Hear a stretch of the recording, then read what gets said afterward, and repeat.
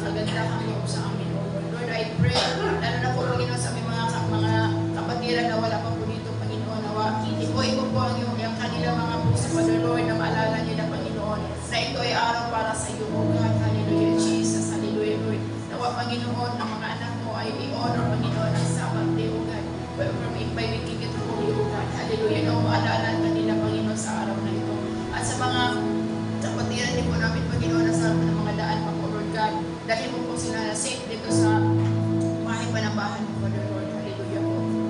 Lord God, patawarin mo po kami, Panginoon, sa mga kasalanan na minagawa sa buong linggo, O God. Hallelujah, Jesus. Lord, make us worthy, O God, na magpurin mo papasalamat sa iyo sa araw na ito, O God. Hallelujah. So, O Panginoon, ang mangungusap sa bawat isa, O God. Let your Holy Spirit flow, Panginoon, sa lugar na ito, O God. Hallelujah, Jesus. Hallelujah, Lord. I-bless mo po, Panginoon, ang bawat party, Panginoon, ang aming gawain ngayon, O God. Hallelujah. Tumilos ka, Panginoon, sa aming mga buhay, O God. Hallelujah.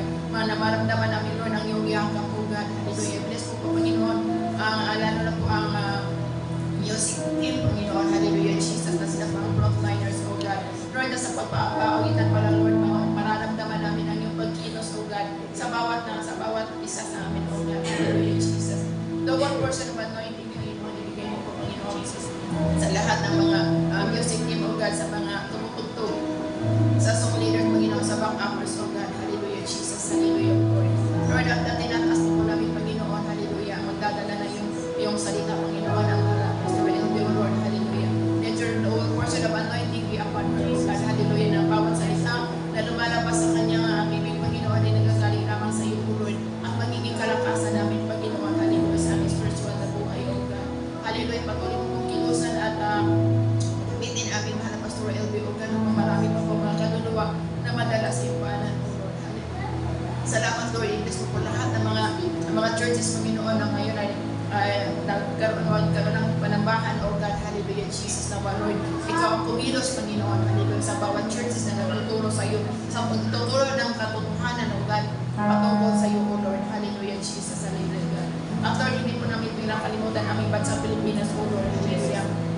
Tinataas namin sa iyo, O God, ikaw po nakakabatid, nakakita sa bawat sitwasyon, Panginoon, ng aming bansang ito, O God, hallelujah. Lord, nawa, Panginoon, i-guide mo po, Panginoon, ang aming Presidente Bongbong Marcos, Panginoon, na sa bawat desisyon niya, Panginoon, hallelujah, para po ito sa kaunlaran ng aming bansa, O God, hallelujah, Jesus, nawa, Panginoon, patawarin mo din po, Father God, ang mga kasalanan ng bansang ito, O God, lalo na sa corruption, O Lord, hallelujah, Jesus, idolatry, O God, adultery, Panginoon, hallelujah, witchcraft, Panginoon, hallelujah, Lord, pakalinisin mo po, Panginoon, ang bansang ito, O God, hallelujah, alam namin, Lord, na i-reveal mo po, Panginoon, hallelujah, ano man po ang mga gawain na hindi kaya-aya sa iyo, O God, hallelujah, Jesus, Lord, papatuloy mo pong kilusan ang bansang ito, Panginoon, alam namin, Lord, mahal mo po ang bansang Pilipinas, O God, dahil kinikilala po namin na ikaw ang Diyos, Panginoon, ang buhay na Diyos, Panginoon, sa bansang ito, kaya Lord, we entrust everything to you, ikaw po nakakapatid, Panginoon, sa bawat sitwasyon, we bless mo, Panginoon, ang lahat na nasa gobyerno, from President down to the Barangay Council, O God, hallelujah, sa iyo na po ka talaga, kami po makapit ng mga asa, Panginoon, na magkaroon ng restoration ng bansang ito, O God, hallelujah. Lord, sa umagang ito, O God, ibalik ko po sa iyo ang pinakamataas na papulit sa pasalamat. In the mighty name of Jesus, your precious Son. Amen. So, magpalang umaga tayo muli sa ating lahat at pwede po tayong umikot at gawain natin ang ating mga kapatid. Sabi nga po sa Psalms 118 verse 24, "This is the day that the Lord has made. We will rejoice and be glad in it." Let's declare po ang kabutihan ng Panginoon sa ating buhay. Amen po? Amen.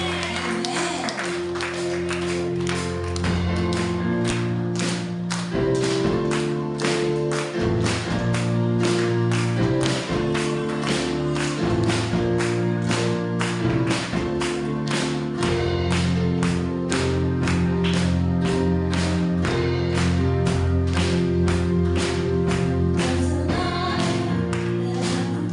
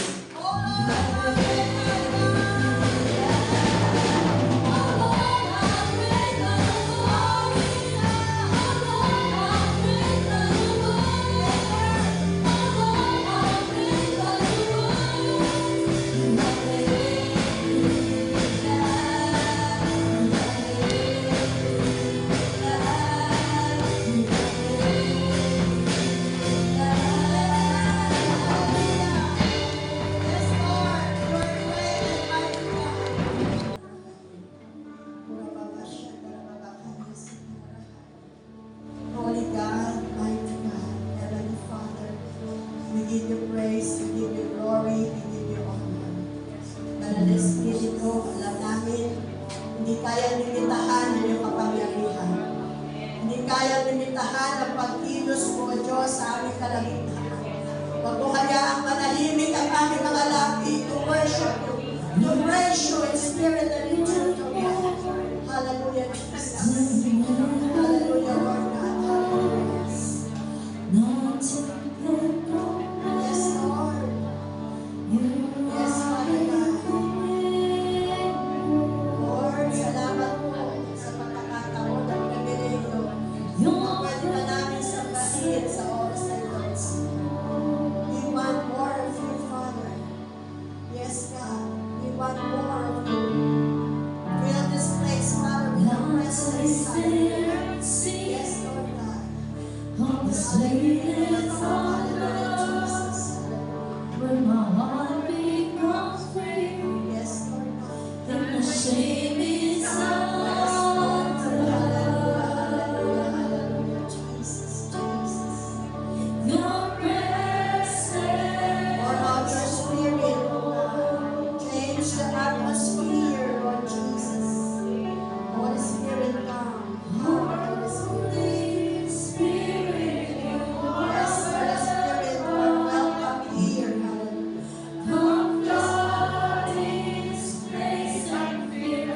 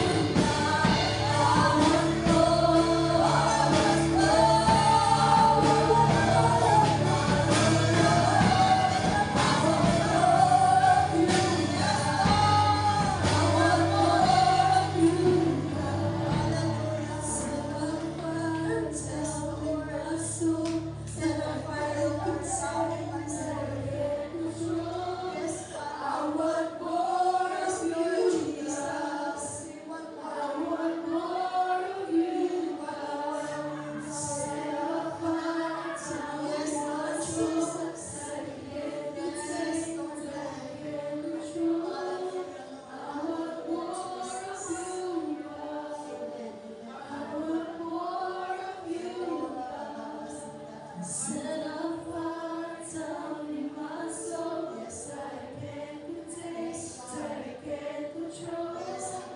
I want more of you, I want more of you, God. Set a fire down in my soul that I can't contain, that I can't control. I want more of you, God.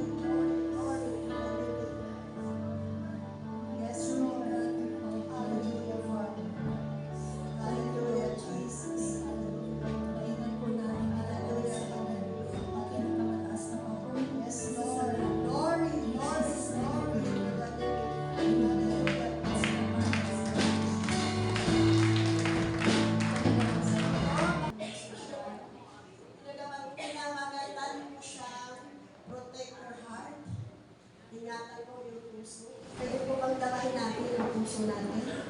Nakapwesto pa ba siya dyan? Amen. Nasa tamang posisyon pa yung heart. Amen. Nasa tamang tibok pa. Walang nag-i-skip na heartbeat.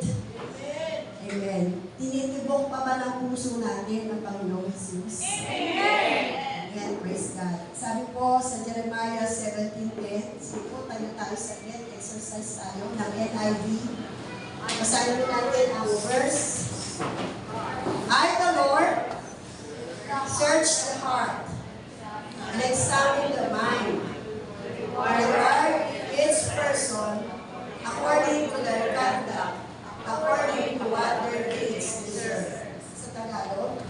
Pero ako ang Panginoon, alam ko ang puso at isip ng tao. Gagantihan ko ang bawat isa ayon sa pag-ugali ng mga gawain. Let's pray. Close your eyes. Let's pray. Heavenly Father, maraming po salamat sa oras nito. Pinataas po namin sa iyo ang puso ng bawat isa. Dalangin po namin na ang puso namin at puso mo magkaroon ng koneksyon sa oras nito.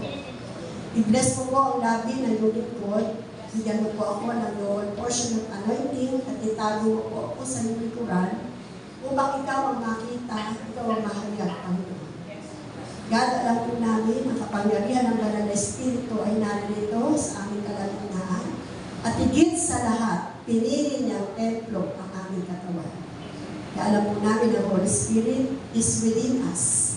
Salamat po.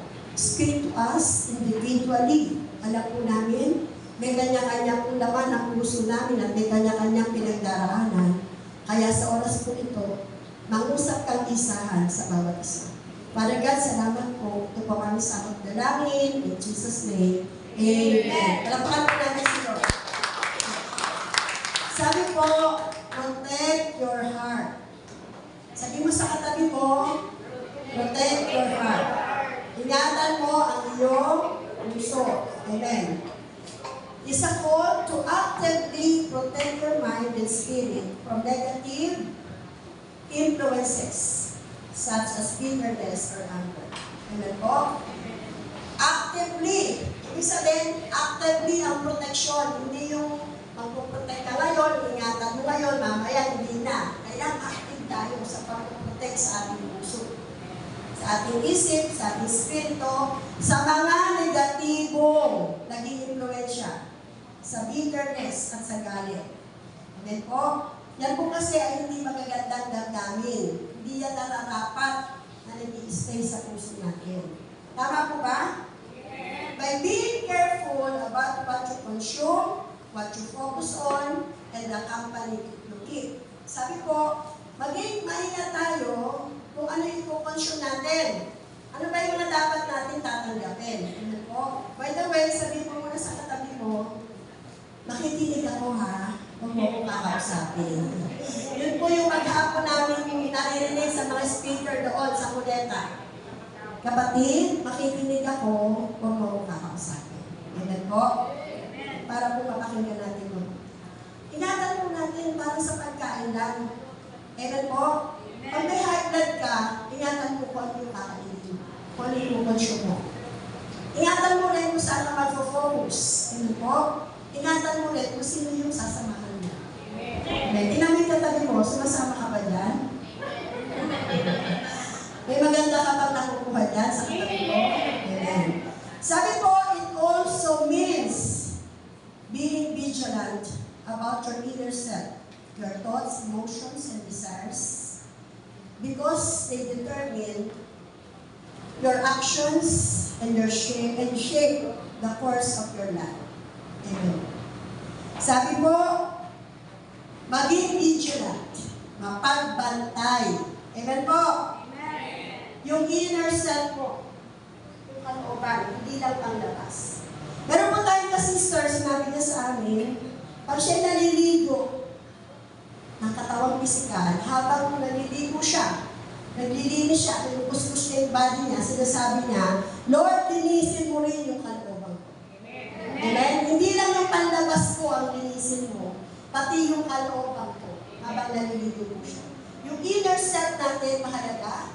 Yung thoughts, yung isip, yung emotion natin, damdamin, yung desire ng puso natin, kasi yan po ang magdadala sa atin kung ano i-action natin, at yan din ang mag-shape, magbubuo ng buhay po natin. Amen. Ano po ba yung buhay natin ngayon? Natatangay na ba tayo ng mga himutok at galit dahil sa flood control corruption? Very good. Kasi pag dyan ka nag-focus, mararamdaman mo, di ba? Parang mas galing ka pa sa kanila. Amen? Amen po. Kung ano yung sinasamahan mo, pag lagi mo kasama, magagalitin, nararamdaman mo, magagalitin ka na rin. Pero yung pagkasama mo, masayahin, nararamdaman mo, masayahin ka na rin. Amen? Pati po sa paggayak, di ba? Amen? Pag aalis kayo, yung mga kasama mo, ang ganda ng lips niya. Mag-lips ka na. Ang ganda ng kilay niya. Makikilay ka na. Ang gwapo naman niya. Diba? Parang kung sino yung kasama mo, nadadala ka. Alam niyo po ba sa Sitio Suha? Parang nadala na namin sila sa pananamit. Amen? Kasi dati pumunta po kami doon, nasi-church sila kahit ano lang po yung sinusuot nila. Purihin ng Diyos sa mga pinadadala yung biyaya ng mga kasurutan nila kasi magaganda na po sila pag nag-church. Malapakahan po natin sila. Sabi po sa aklat ng Lucas, chapter 6:45, ganoon din naman ang tao. Ang mabuting tao ay nagsasalita ng mabuti. Dahil puno ng kabutihan ang puso niya. Amen? Ang mabuting tao ay nagsasalita ng mabuti dahil puno ng kabutihan ang puso niya. Amen? Ngunit ang masamang tao ay nagsasalita ng masama dahil puno ng kasamaan ang puso niya. Sapagkat kung anong nasa puso ng isang tao, yun din ang lumalabas sa kanyang bibig. Amen. Pastora, parang hindi pala totoo yung, sorry, I don't mean it. Hindi ko sinasadya, hindi ko ano, pero lumabas eh. Ibig sabihin sa puso. Pag sinunod natin ang banal na kasilatan. Amen po? Gano'n po natin? Amen. How to protect your heart? Paano ba? So tuturuan po tayo, tatlong bagay lang ito, pero pag sinabuhay po natin, malaking pagbabago sa buhay natin.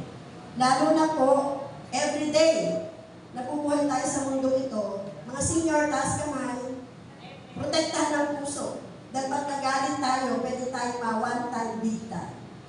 Ano yun? Sa galit mo lang, big time ang mangyayari sa health mo. Kaya protectionan. Amen po? How to protect your heart? Number 1, protect your heart by choosing carefully what to listen to, watch, and read. Piliin mo mabuti kung ano yung pinakinggan mo. Tama? Kung ano yung pinapanood mo at kung ano yung binabasa mo. Amen? Namimili ba tayo? Yan, very good na naman. Baka dito lang kayo very good, ha? Pinipili ba natin kung sino yung pinapakinggan? Pinipili natin kung ano yung pinapanood natin? At binabasa natin. Purihin ang Diyos. Si Pastora, kahit ilang beses ako turuan, hindi ako marunong mag-operate ng Netflix, ng TV, kaya hindi po ako nakakapanood. Kasi kung marunong ako, baka kung saan ako nakarating na panoorin. Purihin din ang Diyos kasi hindi ako marunong mag-Shopee, mag-Lazada, kaya hindi ako nakapag-add to cart. Amen? Yung mga bagay na ayaw mo na maging habit mo at lagi maging laman ng puso mo, huwag mo nang aralin. Amen? Sabi mo sa katabi mo, huwag mo nang aralin mo. Kasi baka doon pa mapunta ang puso mo. Amen? Amen? Kanina, sino dito yung puso niya pag nakakita ng 11-11 na? Malaki ang discount. Alam nila, Yung, di ba, puso ang nakakaramdam eh. Amen, gusto ko to. Kaya yung mga pera, pinag-try na ng mister, pag hinanap, tulang. Kasi pala na to, Shopee po, Lazada po, tama? Amen po? Si Pastora yung nag-order, pero meron nag-order sa amin. Kaya may kinabayaran din minsan. So, protectionan po natin. Pati mga pinapanood natin, pinapakinggan natin. Kasi kung ano yung napapakinggan mo, kung ano yung pinapanood mo, kung ano yung binabasa mo, yun talaga yung i-stay sa heart natin. Naunawaan natin yung mensahe. Sabi po sa aklat ng Pilipo, Marcos chapter 4 verse 8. Bukod dyan, mga kapatid, lagi ninyong isa-isip ang mga bagay na, ano ba? Puri-puri, mga bagay na totoo, mga bagay na marangal, mga bagay na matuwid, malinis, maganda, at kanais-nais. Napakaganda ng verse, ano? Pag yan po ang ating in-apply na verse, talagang mapoproteksyonan ang ating puso. Kasi ang bibigyan natin ng tuon, yung mga bagay na mabuti, kapuri-puri, mga bagay na totoo, marangal, matuwid, malinis, maganda, at kanais-nais. Marami po nagsasabi na set boundaries. Ano po ibig sabihin nyo? Maglagay ng hangganan.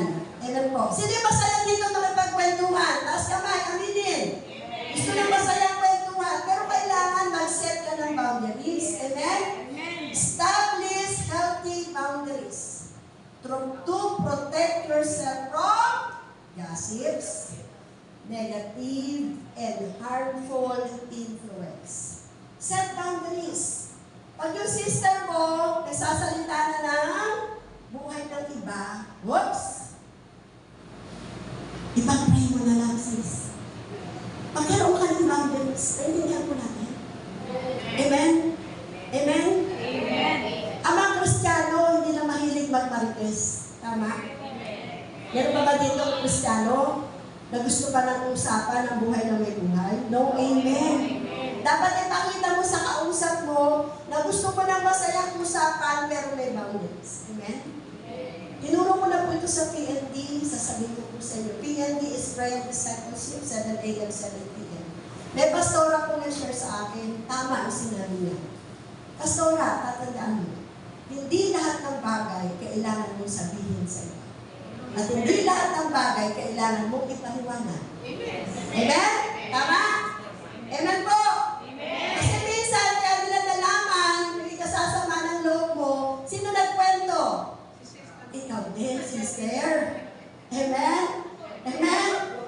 Amen? Sabi mo ulit sa katabi mo, huwag ba mo kausapin? Nakikinig ako. Amen? Wala mo ng kwentuhan. Huwag mo kausapin. Amen po? Amen. Set boundaries. Amen po? Amen. Kaya maraming alam yung tao sa'yo, ikinwento mo na ikinwento. Tama ba? Amen. Palakpakan natin si Lord. Napakagaling ni Nanay ang amen. Kahit sa PND, talagang si Nanay ang naging amen.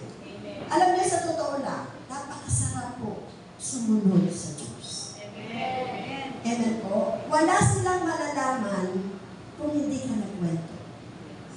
At pag nag-uusap kayo, hindi ka masasama sa usapin kung nag-set ka ng boundaries. Amen? Napakasarap sabihin ng tao, walang kwentang kausap yan. Kasi ayaw niya ng marites. Di ba? Gusto mo yun? Ako gusto ko yun. Amen? Walang kwentang kausap yan kasi gusto ng mga tao sa mundo. Marites eh. Ayaw mo ng marites. Okay lang. Natawagin ka, walang kwentang kausap kasi ayaw mo ng chismis. Kesa naman ikaw ang pupuntahan pag puro chismis ang darating. Ang pinag-uusapan ko ay puso. Sino nanonood ng telenovela? O, naramdaman nyo ba? Pinapanood nyo lang, galit na galit kayo sa asawa na niloko yung misis niya? Hello! Kaya nga, be careful kung ano yung papanoorin natin. Sabi doon sa conference, ang kabataan ko kasi mostly nandoon eh. Sabihin mo sa Diyos, hindi ka na manonood ng Korean novela. Amen? Kasi pag nanood ka doon, yung puso mo gusto lagi na lang doon, manonood. Tama? Mag-amen ang naniniwala. Kasi nga, hindi natin pinoproteksyonan yung puso natin. Kaya paglabas natin ng church, bago tayo lumabas, may gagawin tayo para talaga mahingin natin lahat sa Diyos na paglabas natin dito, yung puso natin, protektado na ng kapangyarihan ng Diyos na namatay sa krus, napako sa krus ng Kalbaryo para sa atin. Palakpakan po natin ang Diyos. Alam niyo na yung set boundaries na walang dapat. Pwede makipag-usap pero may hangganan. the Lord. Number 2, protect your heart by understanding your actions flow from your heart. Yung mga action natin, nag-flow yan sa puso natin. Bakit? Di ba kaya nga pag nagalit ang tao, nag-high blood? Di ba? Pag nagalit ang tao, nagalit, nagkukulaps. Kasi nga yung action niya, nag-flow sa heart niya. Kailangan maunawaan natin lahat yun. Amen po? Amen. Sabi sa Proverbs chapter 4:23, above all else, guard your heart, for everything you do flows from it. Amen po, mga nanay, mga tatay, mga anak. The heart, ang puso, is the wellspring. Ano ibig sabihin ng wellspring of life? Yun ang bukal, o yun ang pinagmumulan. Amen? Nakakita lang po ba kayo ng tubig? Yun yung wellspring. Yung puso natin, yun ang wellspring ng buhay natin. Doon nagmumula lahat. Meaning, the heart is the source from which life actions, words, and feelings originate. What you allow into it will shape your entire life. Napakaganda po na makita natin sa Biblia na si David, sabi doon, half-brother. Kumbaga may iba siyang magulang, hindi buo ang pagiging kapatid niya sa kanyang kapatid. Kaya mas madala siya yung palaging inuutusan, ina-underestimate, di po ba? Pero hindi siya namuhay sa ganun. Si Esther, walang magulang, orphan, inampon ni Mordecai, ang pinsan niya, pero hindi siya namuhay bilang ampon. Kasi ang Diyos kumikilo sa buhay ng bawat tao. Kaya huwag tayong magpatangay kung ano yung mga ating buhay ngayon, yun ang ating susundan lakaran, kasi yung magpo-flow yun sa puso natin. Kailangan alam natin our identity. We are sons and daughters of God. Amen? Ang sino mang nakipag-isa sa Panginoong Jesus, binigyan ng karapatan maging anak ng Diyos. Para maprotektahan ang puso natin. Amen po? Kasi pag marami kang inisip, ako ano ako sa labas. Ako half-brother lang, half-sister lang. Ako hindi nakapag-aral. Ako tagapag-alaga lang ng mga tupa, si David, di ba? Inampun lang ako ng pisang ko na si Mordecai. Pag palagi yan na nagsasabi ng isip mo, nagpo-flow sa'yo, apektado ang puso mo. Amen po? So ngayon, pwede ba natin sabihin, ako ay anak ng Diyos? Palakpakan natin ng Panginoon. Praise the Lord. Hallelujah. Kaya ang lahat na magpo-flow sa puso ko ay galing sa aking Abba Father. Amen? Amen.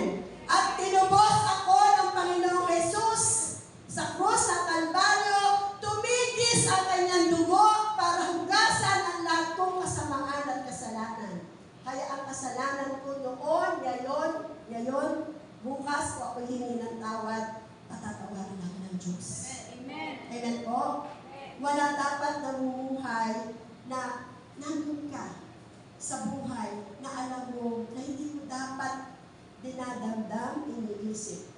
Bakit maraming nagsuicide na kabataan nila? Kasi nagfo-flow sa puso nila yung mga bagay na gusto nilang mangyari na hindi nangyayari. Amen po? Hello mga Gen Z ba kayo? Mga Gen Alphas, di ba?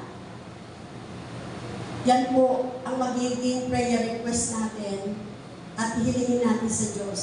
Ang binaba po ng Diyos sa akin doon sa conference, tulungan tayo ng Diyos, magkaroon tayo ng Gen Z and Gen Alpha for Jesus movement. Palakpakan natin si God. Para makatulong tayo sa mga magulang na napapabayaan, hindi nagagabayan ng anak, nagsusuicide sila kasi hindi nila alam. Bukod sa magulang, may Diyos na nagmamahal. Amen? Mga kapatid, tayo nasa Panginoon na. sabihin natin sa tao, mahal ka ng Diyos. Sa lahat ng tao sa labas, sa mga kabataan, amen? Sabihin natin sa kanila, mahal ka ng Diyos. Nakakainis, laging galit ang mami ko, laging galit ang daddy ko, nakakainis, walang taong gusto ko.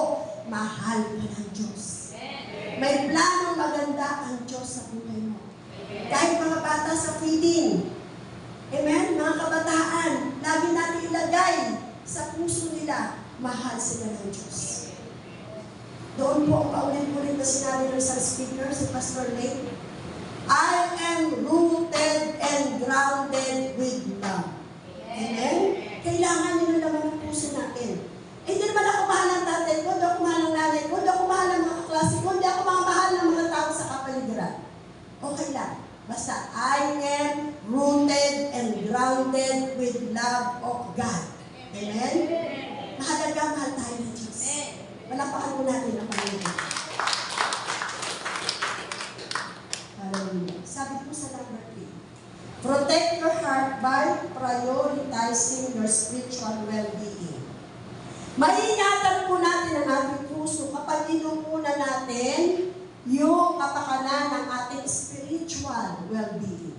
Bakit ba tayo nagsusumba, nag-exercise?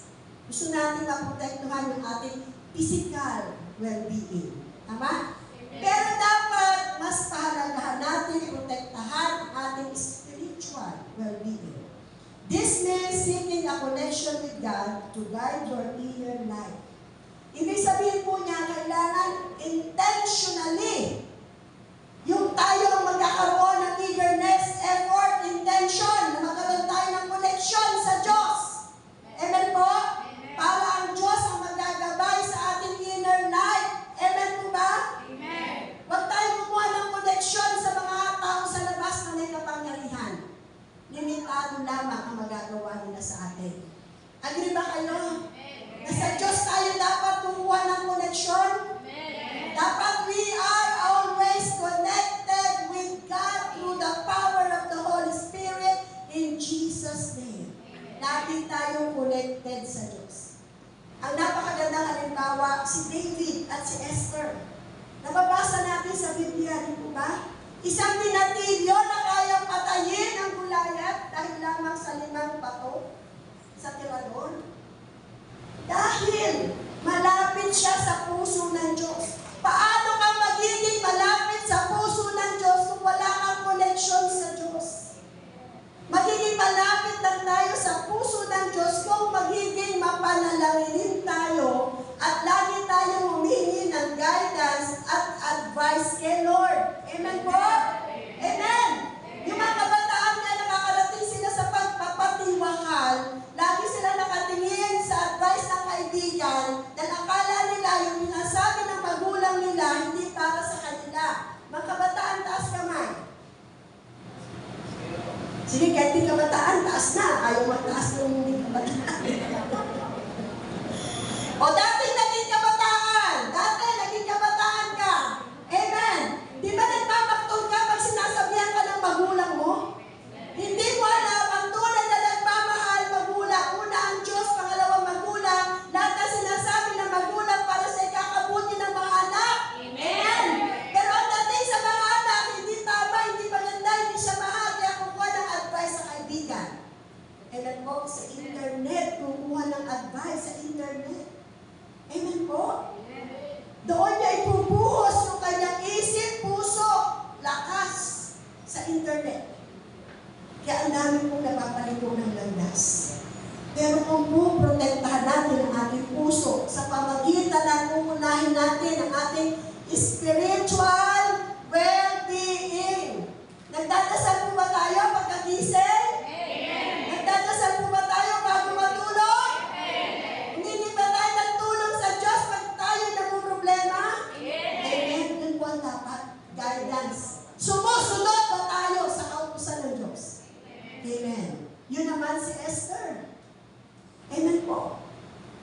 Bagong reyna pa lang, pinalit ni Reyna Basti. Lumapit na sa hari para sagipin ang kanyang lahi na hindi patayin. Di ba? Pero bago siya lumapit, meron meron siyang pagtanggi.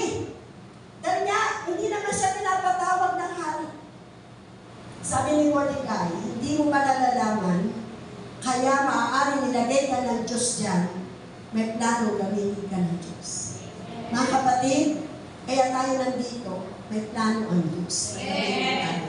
Sabi mo sa katabi, may plano ang Diyos. Amen? May plano ang Diyos sa atin.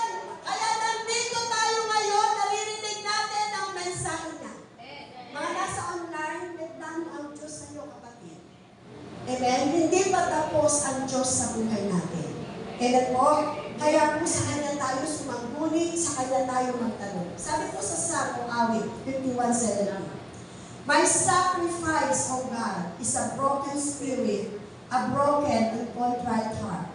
You, God, will not despise. Ang handog daw na nakalulugod sa inyo ay pusong nagpapakumbaba at nagsisisi sa Kanya kasalanan. Ito ang handog na hindi nyo tatanggihan. Amen? Ang dami natin gusto ihandog sa Diyos.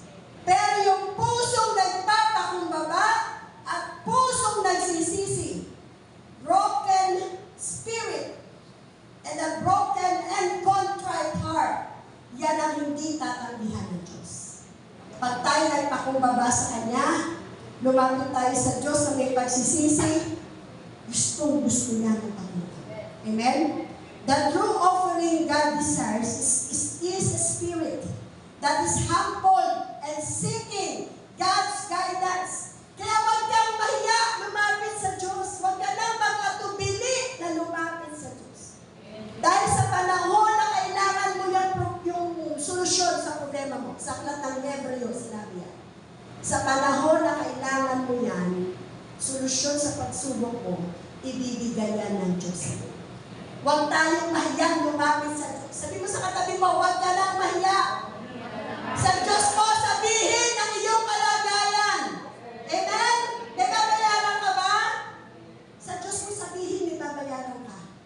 Amen? May problema ka, kung anong problema mo, sa Diyos mo sabihin. Huwag kang mahiya sa Diyos. Gusto ng Diyos ay papakumbaba tayo, lumalapit parang bata. Amen? Nagsisisi tayo sa Kanya. God values genuine or genuine repentance, characterized or showing our broken and contrite heart. Binavalue ng Diyos yung ating mga paglapit sa Kanya na tayo nagbubukas ng puso. Hindi yung mga religious and rituals na ginagawa natin. Amen? Isipin ng kandila, lalakad ng panuhod. Di ba maraming ginagawa ganyan dati? Amen po? Amen. Ang gusto ng Diyos, puso. Sabi mo sa katabi mo, puso. Ang gusto ng Diyos. Pusong nagpapakumbaba. Amen. Pusong nagsisisi. Sabi po sa conclusion, Jeremiah 17:10 means that God searches and knows the inner thoughts of and motivation of a person's heart and mind. Sino nakakaalam na laman ng puso natin? Si Lord lang. Alam ba ng katabi mo yan? Yung iba alam, di ba? May boundary dapat. May bagay na dapat ang Diyos nakakalam. Yun naman ang puso natin, motibo ng ginagawa natin, alam ng Diyos. Sabi po, this verse emphasizes that God's judgment is based not only on outward action, but also on the inner self, and He will ultimately reward individuals according to the ways and deeds. Paano tayo nabigyan ng reward ni Lord? Kung ano yung ginawa natin. Amen? Amen? Kaya ang puso ang mahalaga. Kasi diyan nagsisimula.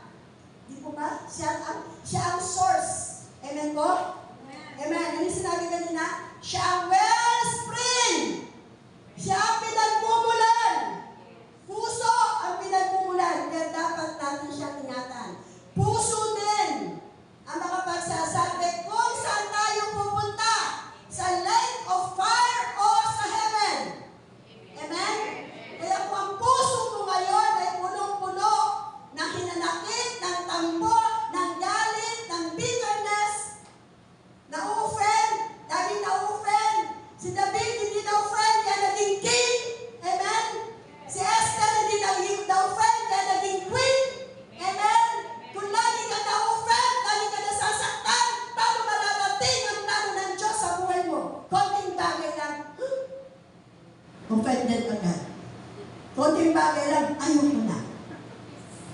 Hello? Andyan ba tayo? Sabi kay King David, huwag kang pumunta doon. Sabi ng mga kapatid, umalis ka dito. Maliit ka pa. Binatin nyo lang kasi. Naghahanap kasi ng lalaban kay Goliath. Di ba? Hindi siya umalis. Kahit pinauwi siya ng mga kuya niya. Di ba? May mga ganun eh. Si Joseph ka, di ba? Pinagbili, sabi sa tatay niya, patay na si Joseph. May nagsabi naman, patay ka na. May nagsabi na ba sa inyo, wala na yun, patay na yun, wala na yun, kalimutan mo na yun. Pag sinabi ng tao, patay ka na, wala ka na, doon ka magpuri dahil ang Diyos ay gagawin sa buhay mo para makita ng tao, buhay ka at buhay ang Diyos sa buhay mo. Amen? Amen? Palakpakan po natin si Lord. Minsan gano'n ang sabi ng tao eh. Ang tingin sabi ng tao, maliit. Hindi lang tayo langgam, alikabok pa tayo. Amen? Amen? Nung wala pa tayo sa Panginoon, ang gusto nga ng tao, sipain lang tayo. Okay lang. Pag naramdaman mo sa buhay mo yan, alam mo na isang araw ang nagpapakababa, itinataas. Amen? Palakpakan po natin ang Panginoon. Ang nagpapataas ay binababa, di lang baba, bagsak pa. Amen po? Kaya, basher, maraming basher, di ba? Kaya alam natin sila. Huwag natin silang papansinin. Basta focus lang tayo sa plano ng Diyos sa buhay natin. Sino nakakaalam dito na may plano ang Diyos sa buhay niya? Sino nakakaalam dito na mahal siya ng Diyos? Sino nakakaalam dito hindi siya pababayaan ng Diyos? Hindi siya iwanan ng Diyos? Amen. Palakpakan po natin ang Diyos. Sabi po, this verse serve as a reminder for individuals to live with a sense of accountability, knowing that all their actions and motivations are seen by God. Tinuturuan tayo ng Diyos ngayon. Nire-remind sa atin ng Diyos ngayon, we are accountable. Huhukuman o i-judge tayo ni Lord according sa ginawa natin. Paano natin maaayos yung ating gagawin? Mula sa puso natin. Kaya protect our heart. Ingatan natin ang ating puso. Amen po. Amen. Naunawaan po natin yung mensahe. Sabi po sa Roma 2:6-7, sapagkat ibibigay ng Diyos sa bawat isa ang nararapat ayon sa kanyang mga gawa. Amen? Amen. Simple ko na lang kung anong tinanim sa kakanin. Amen? Ibibigay ng Diyos ang nararapat sa bawat isa sa atin ayon sa ating mga ginawa. Verse 7, bibigyan niya ng buhay na walang hanggan. Sino ang gusto ng buhay na walang hanggan? Amen. Ang mga taong nagpapatuloy sa paggawa ng mabuti. Amen. Sabihin mo, nagpapatuloy. Sabihin mo sa katabi mo, magpatuloy tayong gumawa ng mabuti. Magpatuloy tayong gumawa ng mabuti. Dahil nagbibigyan niya ng buhay na walang hanggan. Ang paggawa ng mabuti, hindi yan ang daan para magkaroon ng eternal life. Ang daan para magkaroon ng eternal life ay pananampalataya sa Panginoong Jesus. Amen? Amen. Pero ang pananampalataya sa Panginoong Jesus ay may bunga. Love, peace, joy, kindness, goodness, amen? Patience, faithfulness, self-control. Kaya bunga ng ating pananampalataya ang pagpapatuloy ng paggawa ng mabuti. Na ang hangad ay makamtan ang karangalan, papuri mula sa Diyos at buhay na walang hanggan. Sino ang gusto ng buhay na walang hanggan? Amen! Mahirap kaya, mahirap po sa impyerno. Mahirap doon. Dito nga lang, inintendit ang hirap. Kaya magpatuloy tayo sa paggawa ng mabuti. Yan po ay magsisimula sa pagbibigay proteksyon sa ating mga puso. Meron po ako dinagdag na verse. Joel chapter 2 verse 13. Yan. Napakaganda po. Yan po ang gagawin natin ngayon. Tayo po tayo. Basahin po natin siya. Magsisi kayo ng buong puso at hindi pakitang tao lamang sa pamagitan ng pagpunit ng inyong mga damit. Magbalik loob kayo sa Panginoon na inyong Diyos dahil mahabagin siya at maalalahanin, mapagmahal, siya at hindi madaling magalit. Handa siyang magbago ng isip upang hindi na magpadala ng parusa. Nakaka-bless po ba? Lahat po ng matapang, malakas ang loob, na gusto pong manalangin para magkaroon ng puso katulad ni David at puso katulad ni Esther. Heart of David is very devoted to God.